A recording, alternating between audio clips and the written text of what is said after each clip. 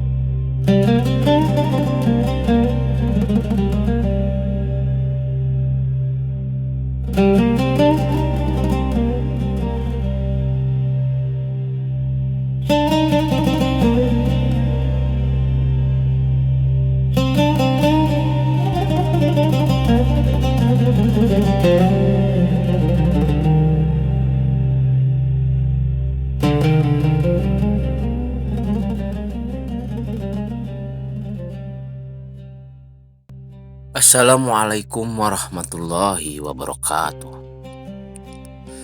Segala puji hanya milik Allah Subhanahu wa Ta'ala, Rabb semesta alam. Salawat serta salam semoga senantiasa tercurah kepada junjungan kita Nabi Muhammad Sallallahu Alaihi Wasallam, kepada keluarganya, sahabatnya, serta seluruh umatnya hingga akhir zaman.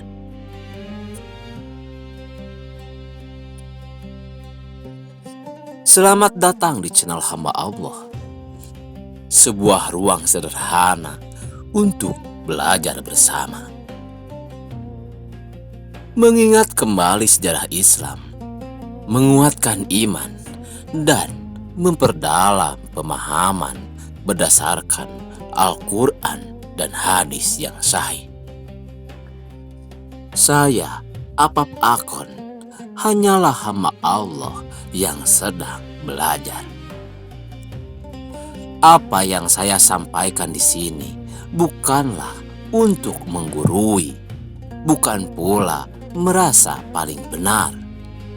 Jika ada kekeliruan dalam penyampaian, kekurangan dalam ilmu, atau kesalahan dalam menyebutkan riwayat, saya memohon maaf sebesar-besarnya.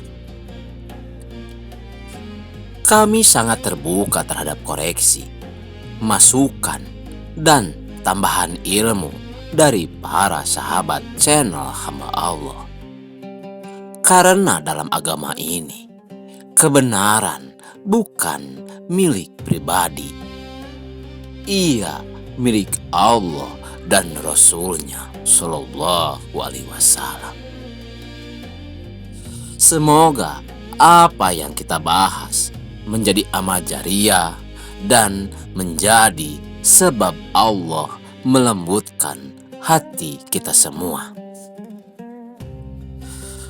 Untuk pembahasan yang pertama, kita akan membahas diangkatnya Nabi Muhammad Sallallahu Alaihi Wasallam menjadi Nabi. Sahabat hamba Allah, sebelum turunnya wahyu pertama, Nabi Muhammad Sallallahu Alaihi Wasallam dikenal sebagai pribadi yang jujur, amanah, dan dijuluki Al-Amin oleh masyarakat Quraisy. Beliau sering mengasingkan diri untuk bertafakur di Gua Hiro, sebuah gua di Jabal Nur sekitar beberapa kilometer dari Makkah. Dalam kitab Syirah Ibnu Hisham dan juga dalam riwayat sahih yang dicatat oleh Imam Al-Bukhari dan Muslim, disebutkan bahwa Nabi Shallallahu Alaihi Wasallam mengalami mimpi-mimpi yang benar atau ru'ya syadiqah. selama sekitar 6 bulan sebelum turunnya wahyu. Hadis tentang permulaan wahyu diriwayatkan oleh Aisyah binti Abu Bakar dan tercantum dalam Sahih Al-Bukhari, Kitab Bad'ul Wahyu atau permulaan wahyu. Dalam riwayat tersebut disebutkan bahwa wahyu pertama turun ketika Nabi SAW berada di Gua Hiro. Malaikat Jibril datang dan berkata, "Iqra, bacalah." Nabi SAW menjawab, "Aku tidak bisa membaca." Peristiwa itu terjadi 3 kali, hingga kemudian turun ayat pertama dari surah Al-A'laq. "Iqra bismi rabbikal ladzi khalaq." Bacalah dengan nama Tuhanmu yang menciptakan. Peristiwa ini terjadi ketika Nabi Muhammad SAW berusia 40 tahun. Sebagaimana disebutkan dalam banyak kitab syirah, termasuk Ar-Rahiq Al-Maktum karya Syafiur Rahman Al-Mubarakfuri. Setelah peristiwa itu, Nabi SAW pulang dalam keadaan gemetar dan berkata kepada istrinya, "Zamiluni, zamiluni," atau "Selimuti aku, selimuti aku." Peristiwa ini juga diriwayatkan dalam Sahih Bukhari. Ini bukan dongeng. Ini bukan cerita legenda. Ini adalah riwayat yang sanadnya sahih, tercatat dalam kitab-kitab hadis paling terpercaya dalam Islam.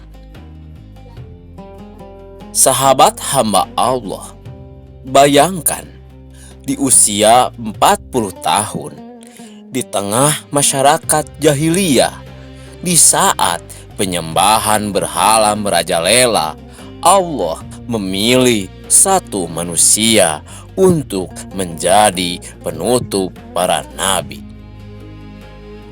Bukan raja, bukan orang terkaya, bukan pemimpin politik, tapi seorang yatim yang jujur, yang menjaga akhlaknya. Dan dari sinilah risalah Islam dimulai. Namun, pertanyaannya, siapa yang pertama kali membenarkan beliau? Siapa yang pertama kali beriman ketika semua orang belum percaya?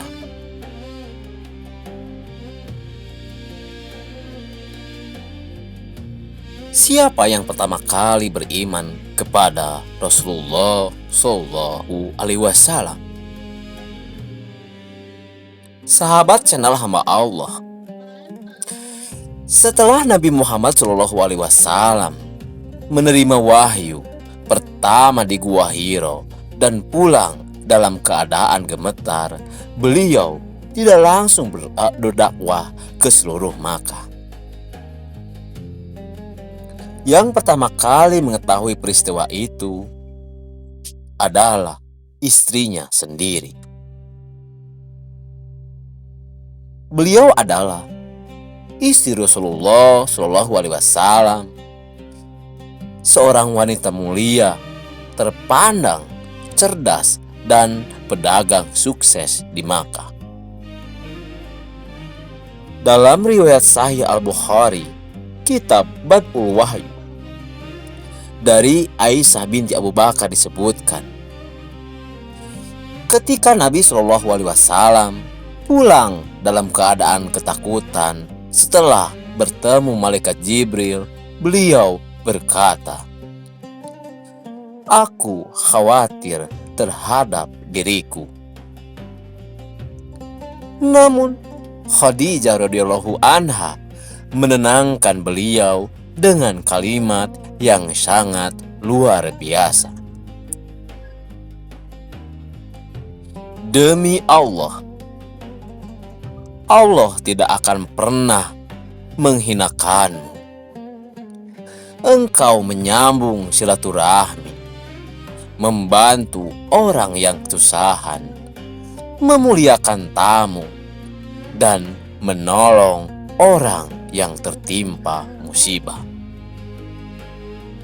Tanpa ragu, tanpa meminta bukti, tanpa menunggu orang lain percaya, Khadijah langsung beriman."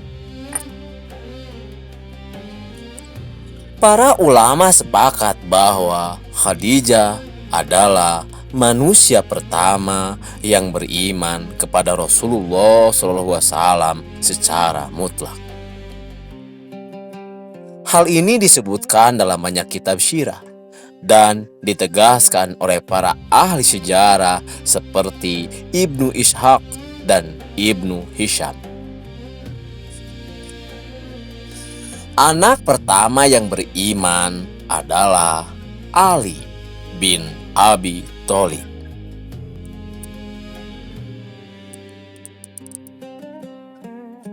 Saat itu beliau masih anak-anak, sekitar usia 10 tahun.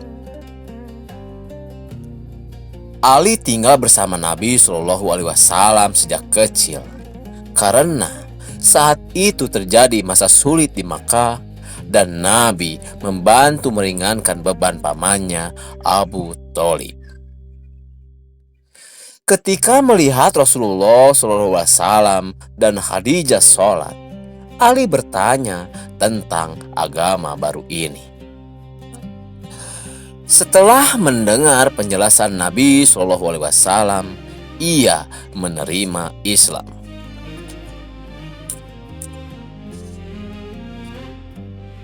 Riwayat ini disebutkan dalam kitab-kitab sirah klasik seperti Sirah Ibnu Hisham dan juga dalam Tarikh At-Tabari. Para ulama menyebut Ali sebagai anak pertama yang masuk Islam. Lalu siapa laki-laki dewasa pertama yang beriman kepada Nabi SAW? Yaitu Abu Bakar As-Siddiq. Abu Bakar adalah sahabat dekat Nabi SAW sejak sebelum kenabian. Beliau dikenal jujur, lembut, dan terpandang di kalangan Quraisy. Ketika Rasulullah SAW menyampaikan tentang kenabian dan wahyu yang turun kepadanya, Abu Bakar tidak ragu sedikit pun.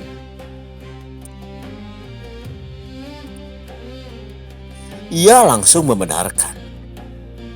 Karena itulah ia mendapat gelar As-Siddiq yang membenarkan.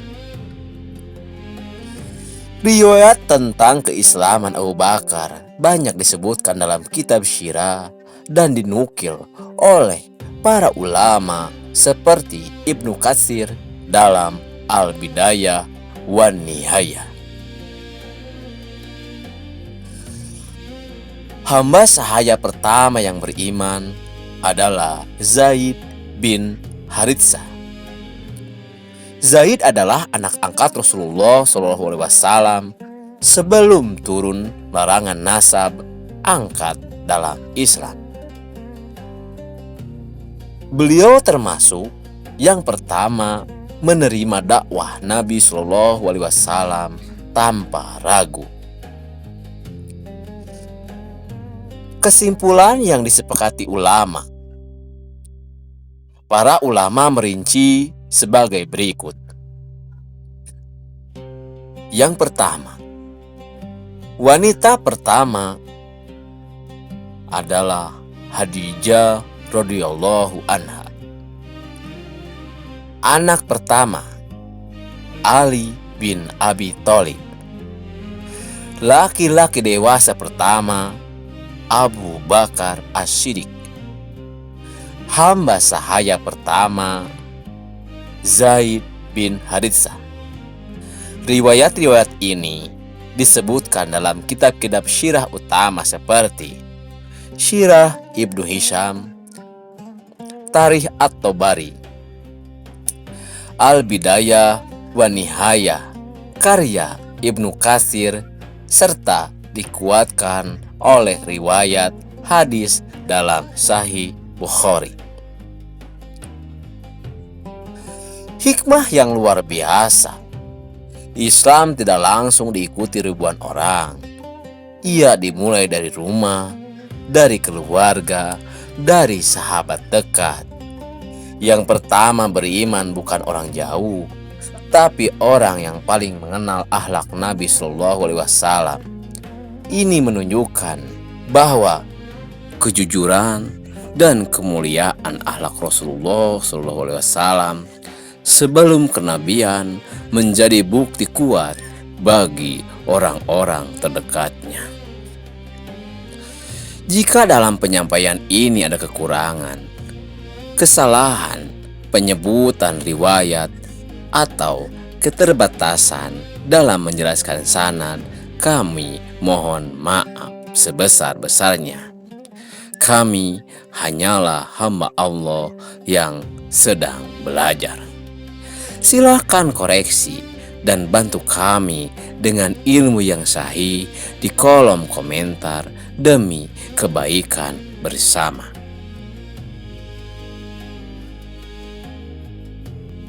Bagaimana dakwah secara sembunyi-sembunyi atau dakwah syiriah? Sahabat channel hamba Allah, setelah beberapa orang pertama beriman kepada Rasulullah Shallallahu Alaihi Wasallam, Khadijah, Ali bin Abi Thalib, Zaid bin Haritsah, dan Abu Bakar As-Siddiq, Islam belum disebarkan secara terbuka. Mengapa? Karena kondisi Makkah saat itu sangat keras terhadap ajaran yang bertentangan dengan tradisi nenek moyang dan penyembahan berhala. Maka selama kurang lebih 3 tahun pertama kenabian, dakwah dilakukan secara sembunyi-sembunyi. Para ulama syirah seperti Ibnu Hisham dalam Syirah Nabawiyah serta Ibnu Katsir dalam Al-Bidayah wa Nihayah menjelaskan fase ini sebagai fase dakwah syiriah.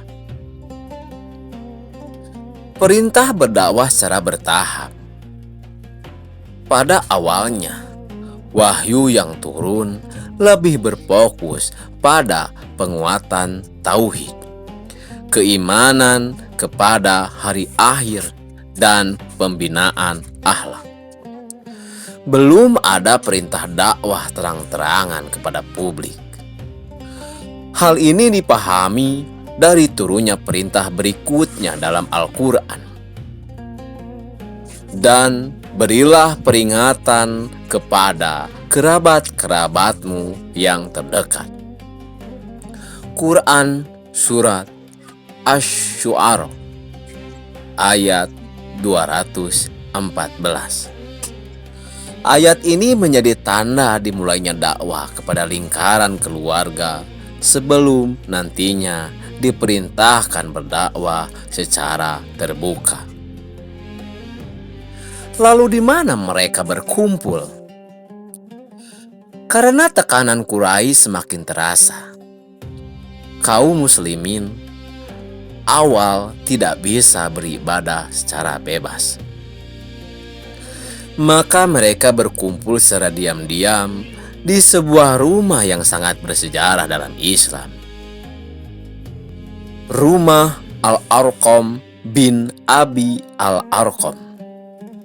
Rumah ini dikenal sebagai Dar Al-Arqam. Lokasinya berada di dekat Bukit Syafa di Makkah. Disinilah Rasulullah SAW mengajarkan Al-Quran yang turun, menanamkan tauhid, membina akidah para sahabat, menguatkan mental mereka menghadapi tekanan. Riwayat tentang Dar Al-Arqam disebutkan dalam kitab-kitab sirah klasik seperti Sirah Ibnu Hisam dan Tarikh At-Tabari. Siapa saja yang masuk Islam di fase ini? Melalui dakwah Abu Bakar, beberapa tokoh besar masuk Islam, di antaranya Utsman bin Affan, Abdurrahman bin Auf, Sa'ad bin Abi Waqqas, Zubair bin Awam, Talha bin Ubaidillah.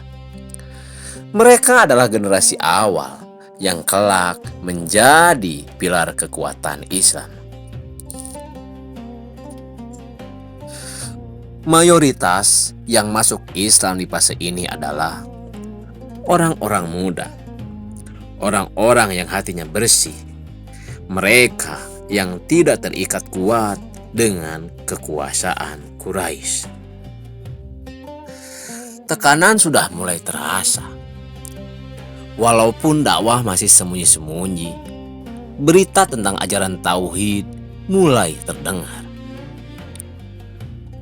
Kaum Quraisy mulai mencibir, mengolok-ngolok, menuduh Nabi SAW sebagai penyair, orang gila, atau penyihir.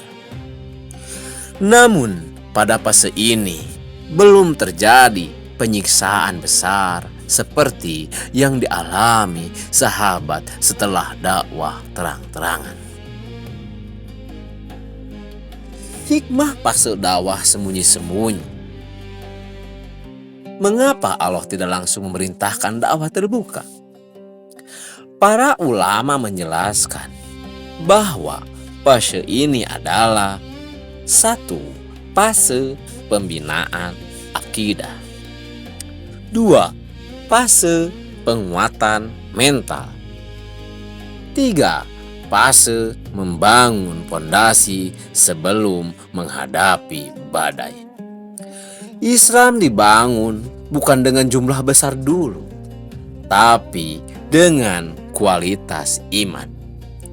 Selama 3 tahun ini, jumlah muslimin masih sedikit, sekitar 30 sampai 40 orang menurut sebagian riwayat sejarah. Namun, mereka adalah generasi terbaik.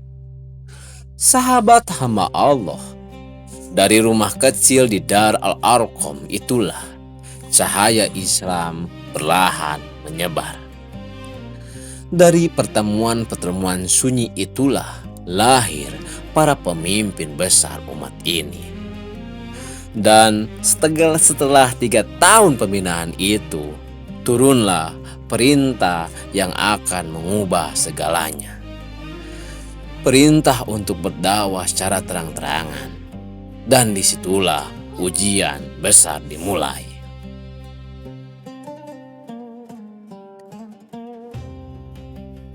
Insya Allah kita lanjutkan pada bagian berikutnya, dakwah terang-terangan dan penentangan Quraisy. Jika ada kekurangan dalam penyampaian, kesalahan dalam penyebutan sumber, atau keterbatasan ilmu dari narator, kami mohon maaf sebesar-besarnya. Silahkan koreksi dan tambahkan ilmu di kolom komentar. Semoga Allah menjaga niat kita semua. Sahabat hamba Allah, 3 tahun telah berlalu. 3 tahun pembinaan dalam diam. 3 tahun iman ditanamkan di rumah sederhana bernama Dar Al-Arqam. Jumlah mereka belum banyak, namun hati mereka sudah kokoh. Dan kemudian turunlah perintah dari langit yang mengubah arah dakwah selamanya, yaitu fase dakwah terang-terangan. Allah Subhanahu wa Ta'ala berfirman dalam Quran Surat Al-Hijr ayat 94, yang artinya, maka sampaikanlah secara terang-terangan apa yang diperintahkan kepadamu dan berpalinglah dari orang-orang musyrik. Inilah titik balik itu. Setelah sebelumnya turun perintah memberi peringatan kepada keluarga terdekat, Quran Surat Asy-Syu'ara ayat 214, kini Rasulullah SAW diperintahkan untuk menyampaikan dakwah secara terbuka. Bukan lagi sembunyi, bukan lagi terbatas, tapi kepada seluruh Quraisy. Peristiwa di Bukit Safa. Dalam riwayat sahih yang tercantum dalam Sahih Al-Bukhari, disebutkan bahwa Rasulullah SAW naik ke Bukit Safa dan memanggil kabilah-kabilah Quraisy satu persatu. Beliau berkata kurang lebih, "Wahai Bani Fir, wahai Bani Adi," hingga mereka berkumpul. Lalu Rasulullah SAW bertanya, "Bagaimana menurut kalian jika aku kabarkan bahwa di balik bukit ini ada pasukan berkuda yang ingin menyerang kalian? Apakah kalian akan percaya kepadaku?" Mereka menjawab, "Kami tidak pernah mendapati engkau berdusta."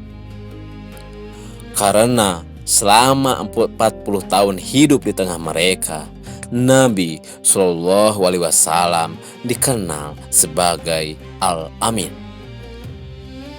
Maka Rasulullah SAW berkata, "Sesungguhnya aku adalah pemberi peringatan bagi kalian sebelum datangnya azab yang pedih." Saat itulah untuk pertama kalinya dakwah tauhid disampaikan secara publik. Dan reaksi pertama yang muncul bukan tepuk tangan, tapi penolakan.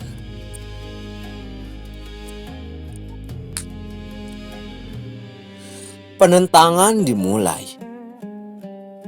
Yang pertama kali menentang secara terbuka adalah pamannya sendiri, yaitu Abu Lahab. Ia berkata, "Celakalah engkau, untuk inikah engkau mengumpulkan kami?" Peristiwa ini menjadi sebab turunnya surah Al-Lahab, yang artinya binasalah kedua tangan Abu Lahab dan benar-benar binasa dia. Sejak saat itu, permusuhan terhadap Rasulullah SAW semakin nyata. Bentuk-bentuk penentangan Quraisy. Yang pertama, tuduhan. Nabi disebut penyair, dukun, orang gila. Yang kedua, tekanan sosial. Kaum muslimin dijauhi. Yang ketiga, penyiksaan fisik terhadap sahabat lemah. Dan yang keempat, boikot ekonomi terhadap Bani Hashim. Semua ini tercatat dalam kitab-kitab syirah seperti Syirah Ibnu Hisham, Al-Bidayah wa Nihayah karya Ibnu Katsir, Tarikh At-Tabari. Namun yang perlu kita pahami, perlawanan Quraisy bukan karena mereka tidak tahu Nabi jujur. Mereka tahu beliau jujur, tapi dakwah tauhid mengancam kekuasaan mereka, mengancam perdagangan berhala, mengancam struktur sosial jahiliyah. Namun keteguhan Rasulullah SAW, walau dihina, walau dicaci, walau dilempari kotoran saat sholat, Rasulullah SAW tidak pernah membalas dengan kebencian. Beliau tetap menyampaikan dengan sabar, dengan hikmah, dengan kelembutan. Dan dari fase inilah Islam mulai menghadapi ujian yang sesungguhnya. Sahabat hamba Allah, dari dakwah yang sunyi kini menjadi seruan terbuka. Dari rumah kecil Dar Al-Arqam kini menggema di Bukit Syafa. Namun pertanyaannya, bagaimana kondisi para sahabat ketika siksaan mulai terjadi? Siapa yang pertama kali gugur sebagai syahid? Dan bagaimana keteguhan mereka mempertahankan iman? Insya Allah kita lanjutkan pada bagian berikutnya.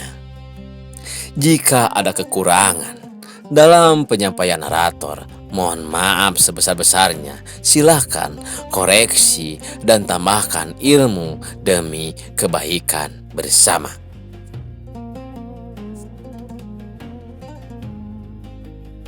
Sahabat hamba Allah, setelah dakwah dilakukan secara terbuka, tekanan terhadap kaum muslimin semakin keras.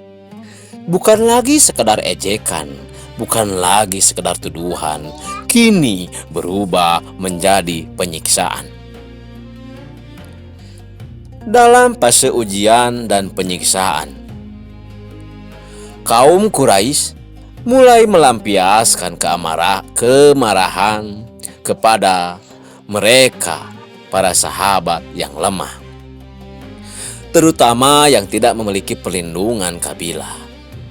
Di antara yang paling dikenal adalah keluarga Yashir, yang syahid pertama dalam Islam. Di antara korban kekejaman itu adalah Sumayyah binti Hayat. Beliau adalah wanita tua, ibu dari Ammar bin Yasir. Dalam kitab-kitab syirah seperti Sirah Ibnu Hisham dan disebutkan pula oleh Ibnu Katsir dalam Al-Bidayah wa Nihayah, diceritakan bahwa Sumayyah disiksa dengan sangat kejam oleh Abu Jahal karena menolak kembali kepada kekafiran, hingga akhirnya beliau dibunuh. Beliaulah syahid pertama dalam Islam. Suaminya Yashir juga wafat karena siksaan. Sementara Ammar bin Yasir dipaksa mengucapkan kata-kata kufur dalam keadaan tertekan. Lalu turun ayat yang menjelaskan bahwa Allah mengampuni orang yang dipaksa sementara hatinya tetap beriman. Quran Surah An-Nahl ayat 106. Lalu Bagaimana tentang keteguhan Bilal bin Rabah?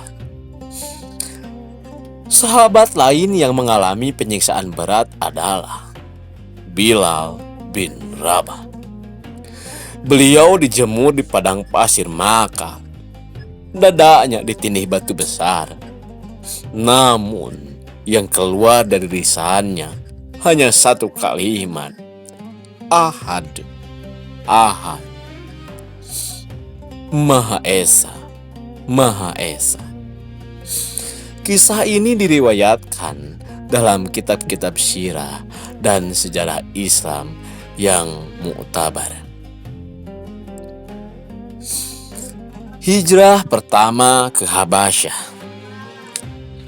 Karena tekanan semakin berat, Rasulullah Shallallahu Alaihi Wasallam mengizinkan sebagian sahabat untuk hijrah ke negeri Habasyah atau Ethiopia, negara yang dipimpin oleh raja yang adil, yaitu Najasyi. Peristiwa ini juga disebutkan dalam kitab sirah seperti karya Ibnu Hisham dan At-Tabari. Di sana, kaum muslimin mendapatkan perlindungan sementara.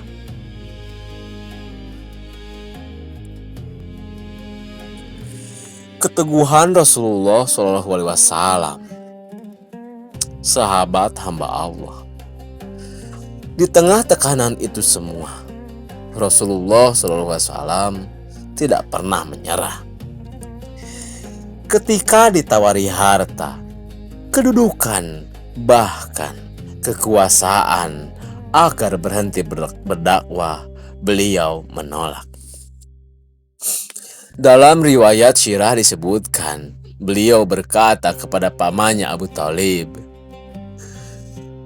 "Demi Allah, seandainya mereka meletakkan matahari di tangan kananku dan bulan di tangan kiriku agar aku meninggalkan urusan ini, aku tidak akan meninggalkannya sampai Allah memenangkannya atau aku binasa karenanya." Inilah keteguhan seorang Rasul. Hikmah untuk kita. Islam tidak lahir dalam kenyamanan. Ia lahir dalam air mata, dalam kesabaran, dalam pengorbanan.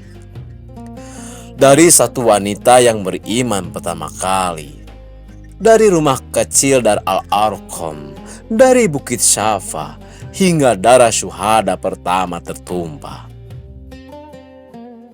Semua itu menjadi pondasi kokoh agama yang hari ini kita nikmati.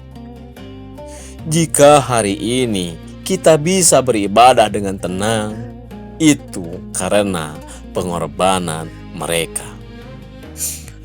Sahabat channel hamba Allah, demikianlah perjalanan awal dakwah Rasulullah SAW dari wahyu pertama, orang-orang pertama yang beriman, dakwah sembunyi-sembunyi, hingga ujian yang begitu berat. Jika dalam penyampaian ini ada kekurangan, kesalahan dalam penyebutan riwayat, atau keterbatasan ilmu dari saya sebagai narator, saya Apap Akon memohon maaf sebesar-besarnya. Kami hanyalah hamba Allah yang sedang belajar.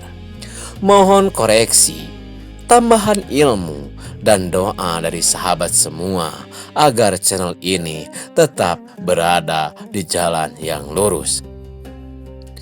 Jika video ini bermanfaat, jangan lupa untuk like, subscribe, dan bagikan kepada keluarga dan sahabat. Semoga menjadi amal jariah untuk kita semua. Selamat menjalankan ibadah puasa. Semoga puasa kita diterima oleh Allah Subhanahu wa Ta'ala. Amin ya Robbal Alamin. Wassalamualaikum warahmatullahi wabarakatuh.